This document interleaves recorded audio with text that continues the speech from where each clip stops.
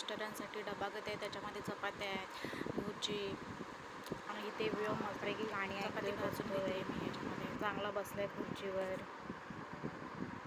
आहे पापलेट मासा त्याच्यामध्ये घेतलं मी तिखट हळद मीठ चांगलं लावण्यासाठी आणि रवा पण घेतला आहे. चांगलं मिक्स करून घेणार आहे आता मी ह्याच्यामध्ये. बघा तो आहे पापलेट मिक्स करून घेणार आहे आता. चांगलं त्याला लावून घेणार आहे पापलेटला. तिखट मीठ मस्त लावून घेतलं आहे मी. आता त्याला रवा लावणार आहे.